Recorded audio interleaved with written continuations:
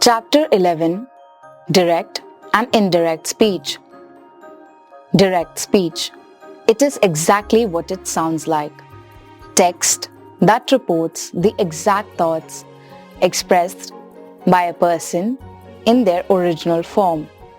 It is often enclosed in quotation marks so that the reader understands that the quoted text is the speaker's original narrative. For example, Alina said, "I'll come back in 10 minutes. The teacher said to Rohit, "If you do not finish your project, I'll call your mother." Indirect speech. It is also known as reported speech, indirect narration, or indirect discourse. In grammar, when you report someone else's statement in your own words without any change in the meaning of the statement, it is called indirect speech. For example, Kavya said that she was going to purchase a new house. Aradhya asked me what I had been watching. For more clarity, look at the following sentences. Direct speech. She says, "I am a little bit nervous." Indirect speech. She says that she is a little bit nervous. In the first sentence, the writer conveys the girl's message using her actual words. Example, "I am a little bit nervous." In the second sentence, the writer conveys her message, but in his own words, without changing the meaning. Thus, direct and indirect speech each report a person's statement in different ways. Rules for changing direct speech into indirect speech. First, no changes in the tense if reporting verb is in the present tense, if the reported words are true at the time of reporting, if reported speech reports universal truth. For example, Ram says, "I have just arrived." Direct speech. Ram says that he has just arrived. Indirect speech. Ritu said, "I am going tomorrow." Direct speech. Ritu said that she is going tomorrow. Indirect speech. Second, tense changes. As a rule, when you report something someone has said, you go back a tense.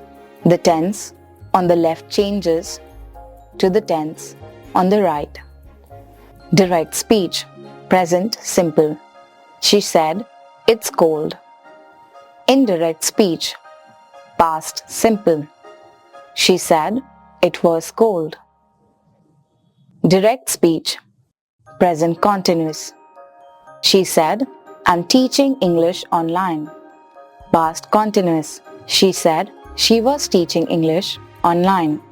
Direct speech. Present perfect. She said, "I've been on the web since 1999. Indirect speech. Past perfect. She said she had been on the web since 1999. Direct speech.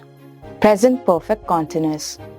She said, "I've been teaching English for 7 years." Indirect speech. Past perfect continuous. She said she had been teaching English for 7 years. Third, modal verb forms also sometimes changes. Direct speech. Will. She said, "I'll teach English online tomorrow." Indirect speech. Would. She said she would teach English online tomorrow. Direct speech. Can. She said, "I can teach English online." Indirect speech. Could. She said she could teach English online. Direct speech. Must. She said, "I must have a computer to teach English online." Indirect speech. Had to. She said she had to have a computer to teach English online. Direct speech. Shall. She said, "What shall we learn today?" Indirect speech. Should. She asked what we should learn today. Direct speech. May. She said, may I open a new browser?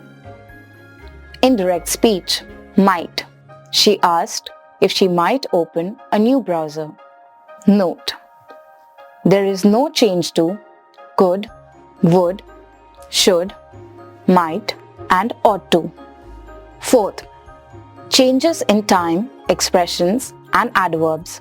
Some of the common words that change while converting direct speech into indirect speech. Today changes to that day or the same day. Tomorrow changes to the next day or the following day. Yesterday changes to the day before or the previous day. Now changes to then. Ago changes to before. Here changes to there. This changes to that. For example, she said, I will be going to Paris tomorrow. Direct speech. She said that she would be going to Paris the next day or the following day. Indirect speech. Ritik said, we were planning to go to Shimla today. Direct speech. Ritik said that they had been planning to go to Shimla that day or the same day. Indirect speech.